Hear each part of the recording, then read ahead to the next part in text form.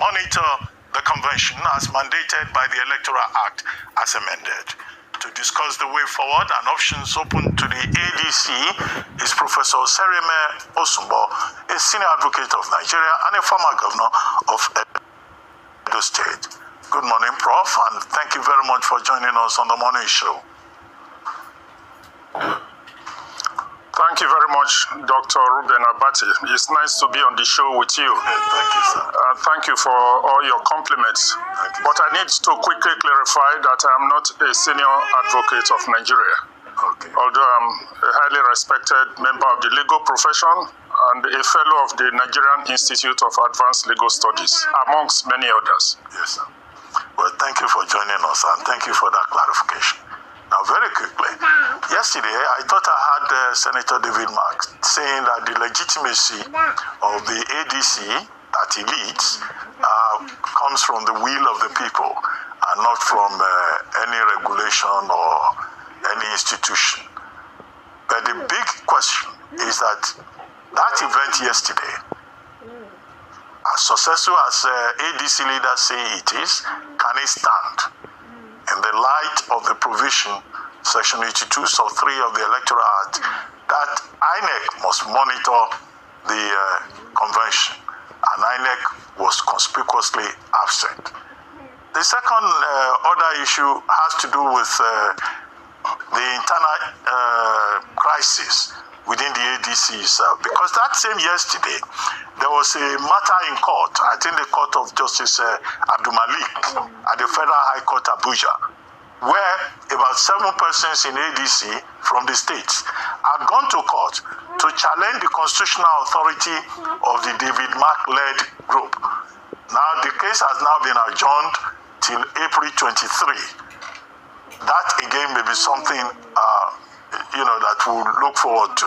So what's the way forward for the ADC? And do you think that what happened yesterday can really stand? Well, thank you again, Dr. Ruben Abati. Let me make this very important fundamental clarification. The Electoral Act requires political parties to give INEC at least 21 days notice before any convention, any meeting, any congresses.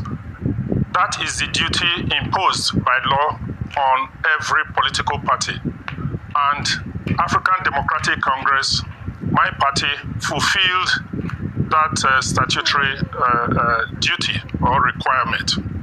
The section you refer to says that having received such a notice, INEC must go and monitor the congresses, the meetings, the convention. So it is very clear to everybody, and I'm sure it's clear to you, Dr. Ruben Abati, that once the political party ADC had fulfilled its own responsibility as required by law, INEC also was required to fulfill its own responsibility, as the law says, shall monitor the convention. So it is INEC that is now in default of the law. INEC, unfortunately, is presenting itself as a body of outlaws, a body that does not recognize the laws of the Federal Republic of Nigeria. So it is INEC that you should call out why they have refused to carry out a duty imposed on them by Section 82, subsection 3 that you quoted, which says that they must, once they have received the notice. But yesterday, unfortunately, they defaulted, they neglected, they abdicated their responsibility to carry out that statutory duty. But sir, what of the other leg of the with question? respect to about the cases in court. Yes, sir. In the Federal High Court. Which was the other leg? The case at the Federal High Court. Yes, I'm coming to that.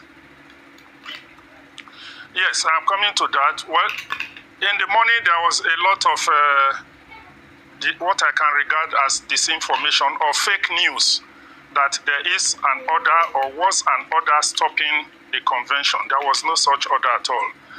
It was again part of the machinations of those who are afraid of ADC and are throwing everything on the way of ADC. There was no order yesterday or at any time stopping this convention. What happened was that these cases instituted by the state chairman went to court, and what they are really saying is that the congresses that have been held or are being held is designed to remove them from office and to shortchange them and replace them by new people. That is the gist of the matter, and the court said maintain status quo ante bellum. But you would have seen announcement by the party congratulating the newly elected persons, but nobody has been removed. Those chairmen whose tenures will expire on the 12th of May remain in office as far as ADC is concerned. Nobody has removed them or is removing them. Theirs has expired, but that doesn't make sense to anybody, Dr. Reuben Abati. You know, for instance, that the presidential election next year is going to take place on the 16th of January. Governorship election on the 6th of February. How will it sound if governors say, no, don't conduct elections into governorships because our tenure extends to the 29th of May? That is the kind of argument that these chairmen are raising, that congresses should not be conducted until their tenures have elapsed. But that doesn't make sense. So congresses have been conducted. There are people who have been elected, but they will not be inaugurated or take office until the tenure of the existing people has expired. So you can see that even the maintain status quo ante bellum doesn't hurt us. It doesn't hurt us at all because we recognize that the tenure of the chairman subsists until the 12th of May. All right, thank you very much, sir. Now, one of the challenges that has been identified is the challenge of timing. Yes, we reported earlier on about the Supreme Court hearing and determining that suit come April 22. I would like you to, without, of course, preempting the ruling of the Supreme Court, in the event that, one, A, it goes in favor of the ADC, what next? In the event that B, it doesn't go in the favor of the ADC, what then happens? Because you've held a convention, you've ratified leaders of the party, but there's still legal uncertainties, and there's a time limit as well with regards to INEC's timing. What happens for the ADC? What are the options? If looking at both options, what would be the outcome or the next steps? Are credible, acceptable, and we usher in a legitimate government. So I want to seriously also add my voice in advising the chairman of INEC in the interest of Nigeria to bow out quietly, because the interest of Nigeria as a country supersedes his own personal desire or interest to remain in that office. But what if the INEC chairman refuses to resign and President Tinubu refuses to sack him? Because his appointment is, he has a constitutional basis. Sections 153, 154.